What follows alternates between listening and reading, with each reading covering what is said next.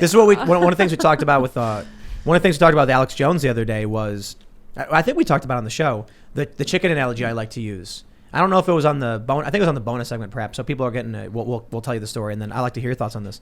So Alex likes to talk about the globalists and depopulation and the one world and all this stuff. And I said, what if it's true that we're overpopulating and like yeast in a bottle, we're consuming the sugars and farting ourselves to death. And so when we talk about any kind of these conspiracies, here's what I say. Imagine you have 10 chickens. And chickens like to take dumps in their water, firsthand. Every morning when I clean out the water, I'm like, why do you keep doing this? Now, I've hung it from string. I've put it on blocks. I've made it so to the point that all you can do is put your beak in it, and they find a way to climb on top and turn around every morning. I'm impressed because sometimes I feel like it's on purpose and they're smarter than I think. But no, look. They're smart enough to realize not to drink the crap water, but not smart enough to realize not to crap in it. They're the ones putting it in. Now, imagine you had 10 chickens and they all keep crapping in the water. So you go in one day and you do something to train them, stop doing it. The next day, 5 of them stopped and 5 of them keep doing it. Yeah. Which chickens do you want to breed? Yeah, exactly. Not the ones that keep crapping in their water. Mm-hmm. So I bring that up because you talk about the activists, the environmentalists, the ban climate, ban fossil fuels and climate change and all that stuff. Those are the people in cities who are the chickens crapping in their own water while they're being told to stop doing it, and they keep doing it. At a certain point, someone's going to be like, I'm not going to choose to put resources into those communities that keep crapping in their water and destroying everything. I would rather invest in communities that are more self-sustaining. Guess what? It ain't in the cities. So it's like you were saying. These people are saying, I want to ban all fossil fuels, but I need 17 variety of orange juice based on my pulp consumption. Yeah. With peanut butter, everything. Yeah. Bread. And we see that growth of rural America. I mean, things are starting to shift. Suburbs are becoming, which is why there is a big push to end suburbia. Heck, Gavin Newsom, the day after he won re-election, changed zoning laws in California to ban single house dwelling zoning laws. That's so right. Neighborhoods that you could only build a single family house, that's no longer gone, because they have to get rid of that shift. They need people concentrated in the cities because that concentrates their power. But people who are able to, a lot of them are going to other states, or just like I did, 18 years in New York, 20 years in D.C., and now I live in the middle of the country because I wanted to get the hell away from those policies. You want to be an environmentalist? Make a homestead. Yeah. Grow as much of your own food as possible. Tend to your own garden. I mean, look, if you've got a septic system, in a lot of ways, they're very self-sufficient. You do have to get them pumped, but done right, that the bacteria can take care of things for you. Plus, you get well water. You can get you can get renewable energy sources to offset your energy costs and even remove yourself from the grid. Yet you go to these cities and they're the most wasteful. They like the air conditioning cost for some of these cities is so absolutely insane because they're completely inefficient. And I don't know if you guys have been in New York. You ever see those big nitrogen tanks they have where they're blasting nitrogen underground and the vapor is coming up from the ground? I think it's nitrogen.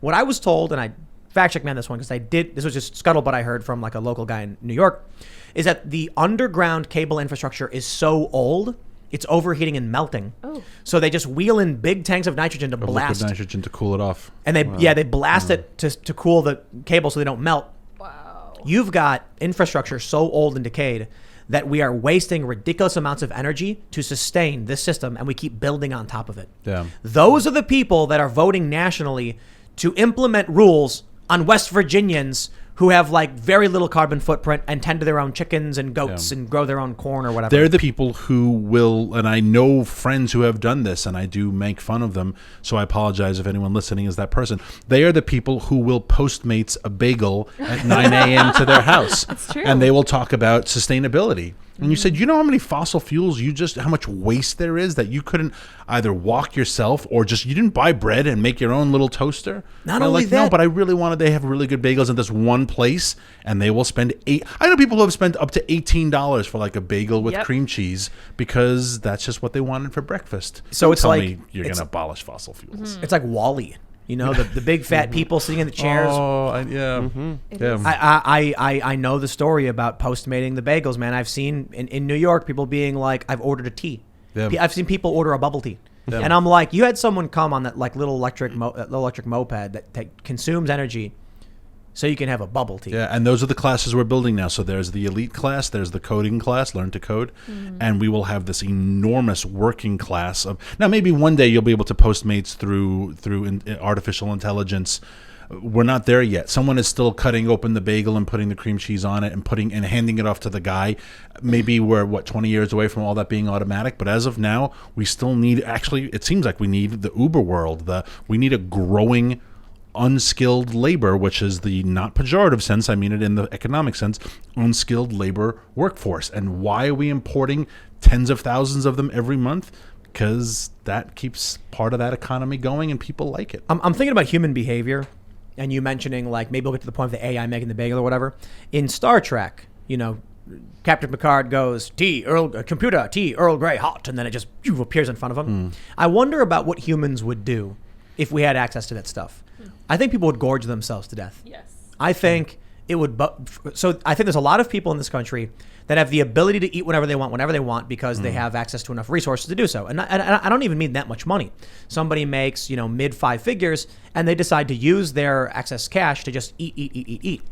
But there's a lot of people who don't have the money to spend to do that. And so they end up thinner simply by virtue of not having the ability to buy the food.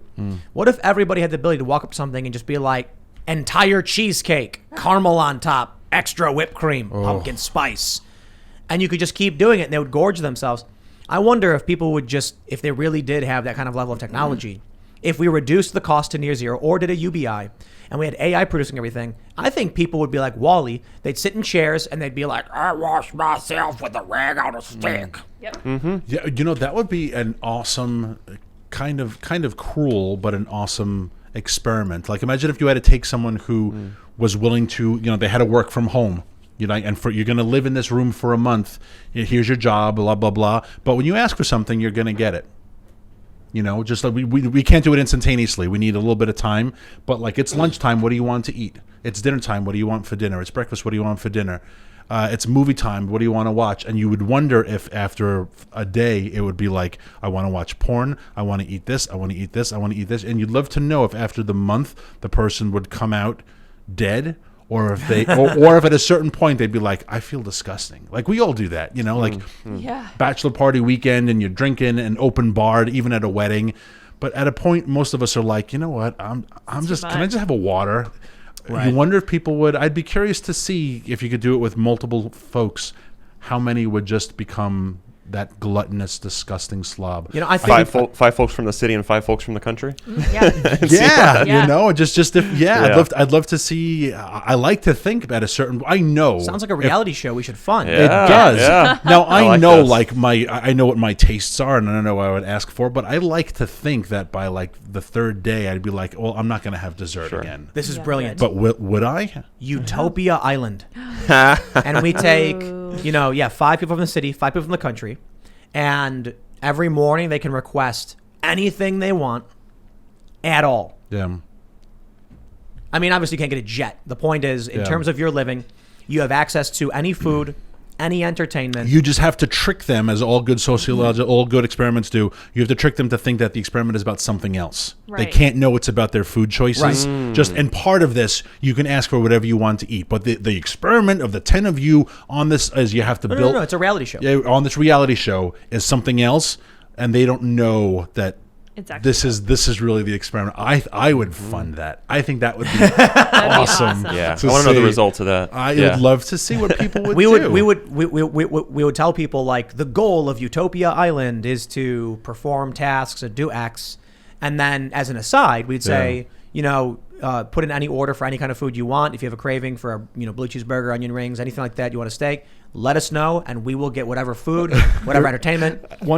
Because we want people working on the show to be comfortable. Yeah, I'd love to see if it confirms stereotypes. Like, does the guy from Boston always like lobster and chowder? Yeah. Like, does the guy from, is the Italian always like getting pasta? I'd love to know if it I think confirms region more than ethnicity. Somebody who grew up in so Boston. Pacific is always getting a cheesesteak. You'll have to again. Seriously, you'll have to measure for them. Like if you eat a sandwich and I see you eating it, there might be something in my mind where like I want that. And if I smell onions on your breath, I'm like, man, I want onions. You know that. So you'd have to isolate them when they eat, and then make sure that you don't smell each other's foods. No, not at all. Not because at all. otherwise they might literally at any time you can ask us for food and we will get it for you. But then they might not go with what they want, just whatever they see in the moment. That's you know? irrelevant.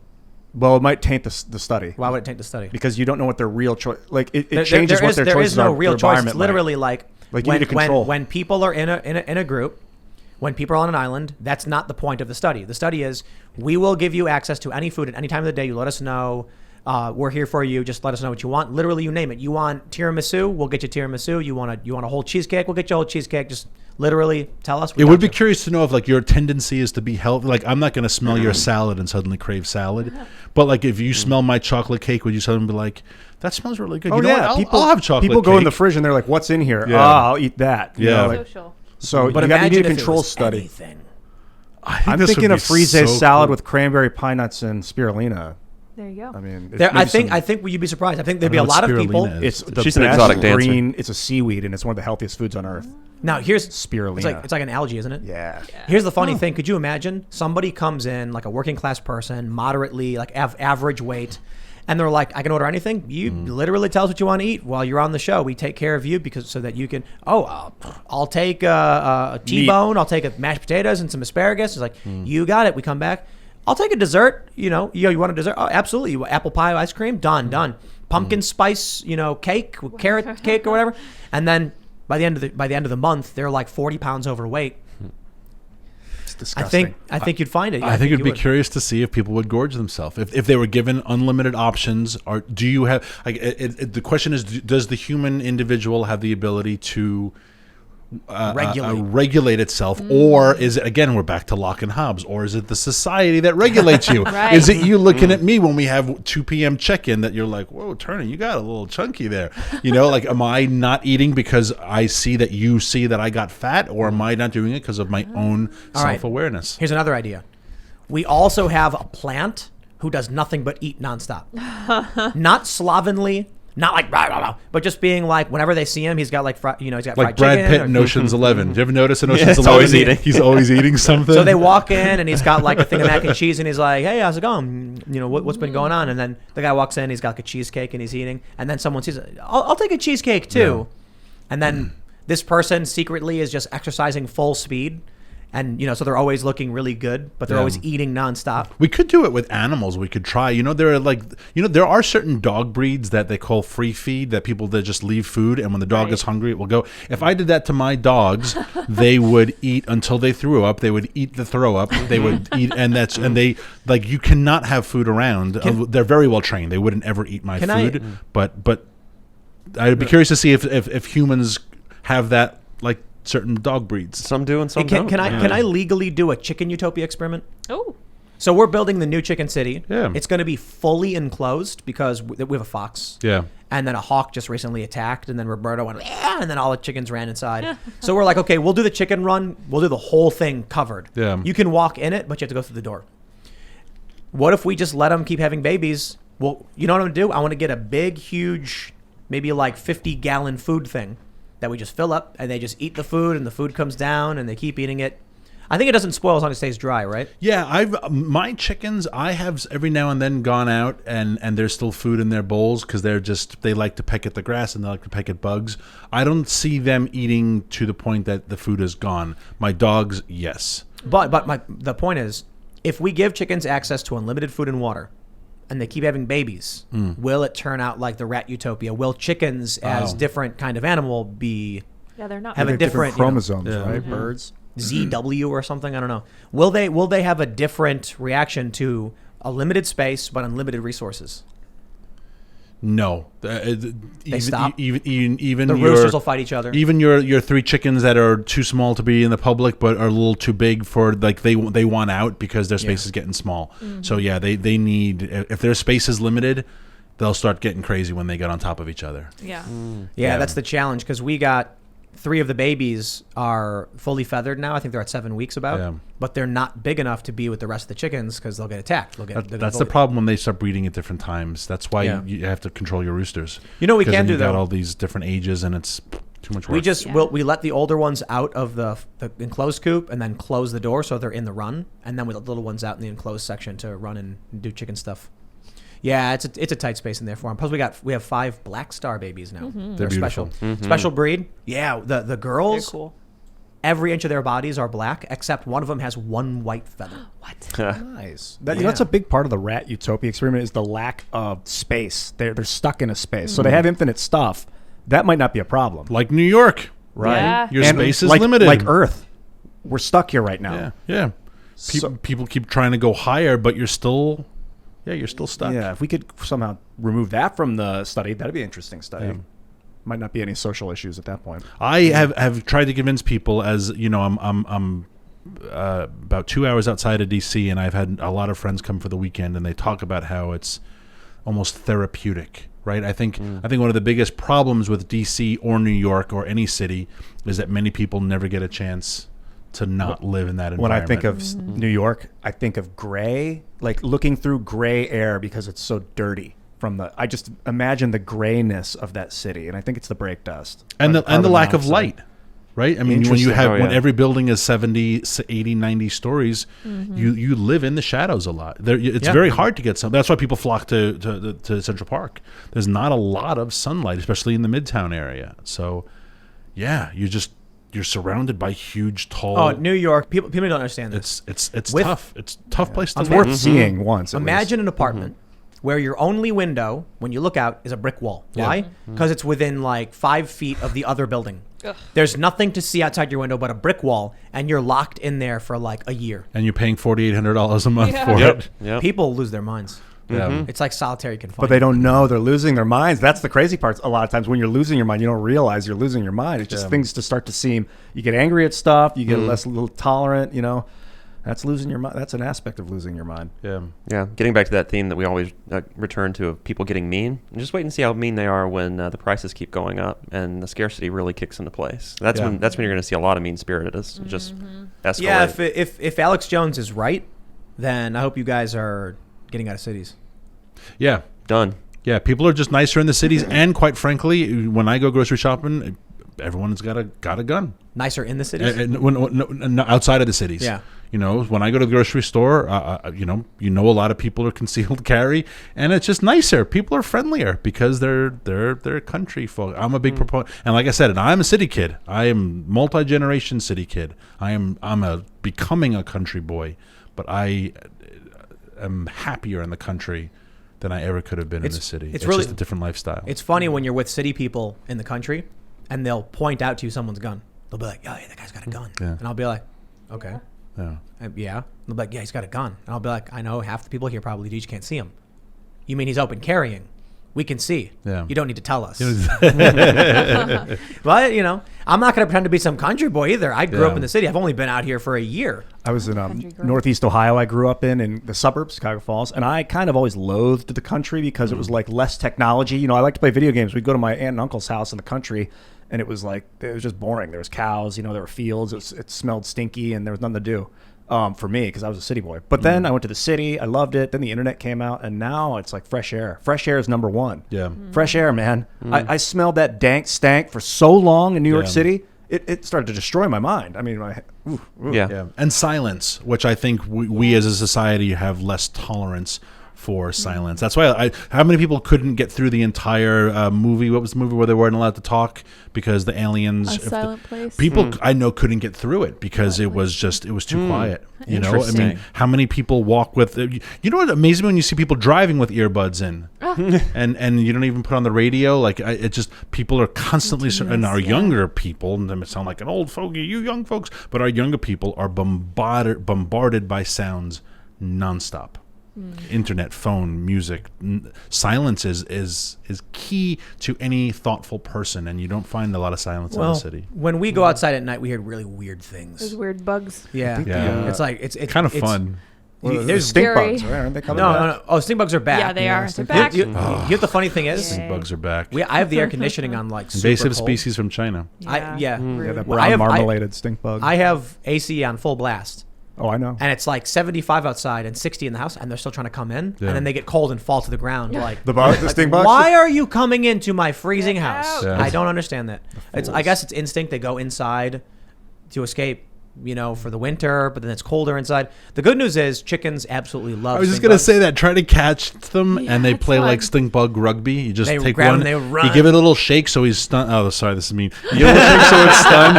Throw him down, and The chickens We freak out. got to The build chickens one of have a those mail blast. tubes where you like put the mail in and it sucks it, but for stink bugs. So we can put them up and it'll Fire a stink send it bug over in to the there. city. Chicken Yes. City. Thanks for checking out this clip from the Timcast IRL podcast. If you want to see the full show, come back to this channel, youtube.com/TimcastIRL, Monday through Friday at 8 p.m., where you can leave comments and super chat, and we actually will read your comments on the show. Don't forget to like, share, subscribe, and if you want exclusive members-only content, segments you can't get anywhere else, go to timcast.com, become a member, and we even have full bonus episodes. Thanks for hanging out, and we'll see you all next time.